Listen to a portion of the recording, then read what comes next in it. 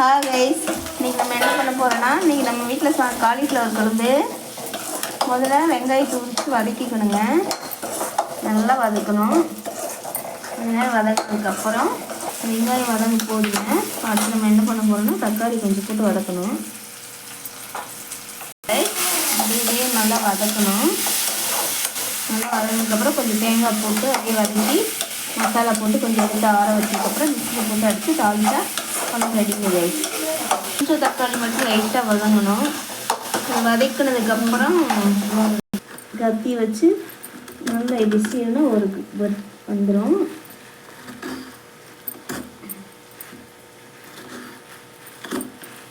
இருக்க முடியல கைஸ், அதனால் கத்தியில் கீறுறேன்.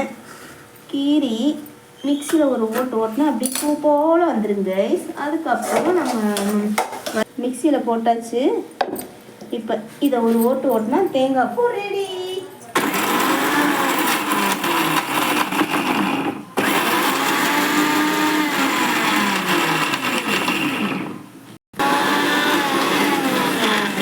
ரெடி. அதை எடுத்து இந்த மசாலாவில் போட்டுற வேண்டியது. சுவையான காலிஃப்ளவர் குழம்புக்கு தேவையான மசாலா ரெடி கைஸ். அடுத்து குழம்பு மசாலா தூள் போடுங்க கைஸ். அவ்வளோதான் கைஸ். அடுப்பு ஆஃப் பண்ணிட்டேன். இது கொஞ்சம் நேரம் ஆறணும். ஆறுனதுக்கப்புறம் நம்ம குழம்பு தாளிச்சிடுவோம். ஆறுறதுக்காக லைட்டாக ஒரு கிண்டுக்கு கைஸ். அவ்வளோ நம்ம கொஞ்சம் நேரம் இப்படி கிண்டோம்னா அவ்வளோதான் கைஸ். இப்போ நம்ம வெங்காயம் தாளிக்கிறதுக்காக எடுக்கிறோம். இது வெங்காயத்தை உரிச்சு வச்சுக்கலாம் கைஸ்.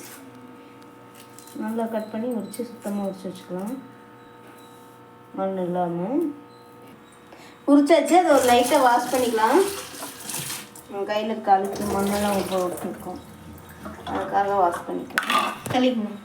நம்ம திருப்பி குட்டி குட்டியாக கட் பண்ணிக்கிறோம். கழுவி வச்சாச்சு. தாளிக்கிறதுக்கு தகுந்தாப்படி நம்ம குட்டியாக கட் பண்ணிக்கிறோம்.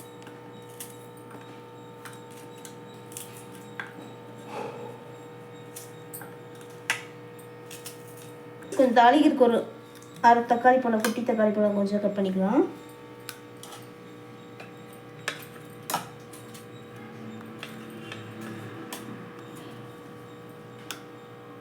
சுடுதண்ணியில் கொஞ்சம் உப்பு போட்டு லைட்டாக ஒரு கொதிக்க வச்சுருந்தோம்.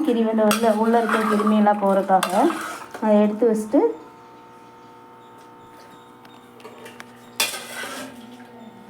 குழம்பு தாளிச்சிடுவோம்.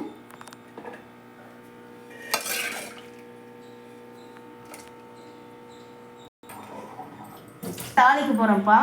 பாருங்க என்ன வேணும்னா